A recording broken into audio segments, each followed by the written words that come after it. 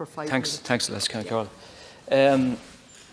Minister, I think kind of take away all the headlines over the last couple of days, and obviously a huge amount of money has been thrown at the economy because of COVID. One sector that this pandemic has had a disproportionate effect on is services such as physiotherapy, occupational therapy, speech language therapy and psychology. And of these services, most people are waiting over 12 months and more prior to the pandemic, and obviously the pandemic has exacerbated the whole situation. And even before COVID-19, we had many debates in this House about people with disabilities that face huge challenges around poverty, discrimination and low employment levels.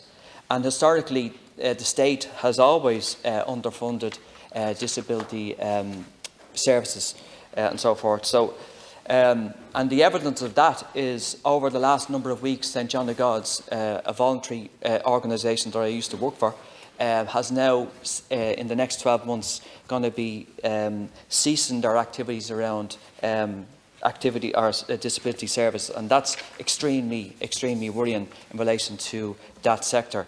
And just, Minister, just to put in context the €150 increase to the respite grant, this in context will only equate to €2.80 per week, and that's a very, very small amount for a person that is really dependent on that.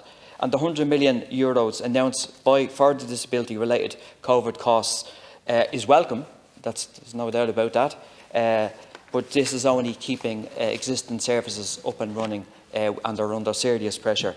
And another factor in all the grimness of COVID-19 is around fundraising for voluntary bodies. That's down at least by 80%. So that is having a detrimental effect on revenue for disability services.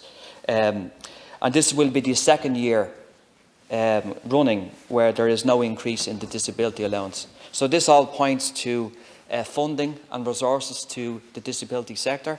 There's many people that rely on them services. They do an incredible job, and they rely on them, give them, the service users, the families that have the outlet of disability services, but they've been under huge pressure in particularly the last 6 months, and the stress and the anxiety that brings is incalculable. And nobody, we're not trying to underplay this, but there's a huge amount of anxiety in relation to the next 6 months and where this all goes, particularly for families with challenging needs in relation to the service and also in the home environment.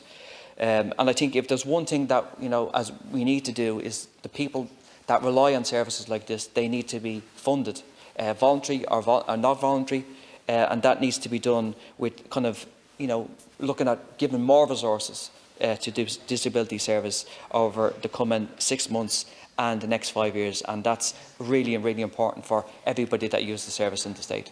Thank you.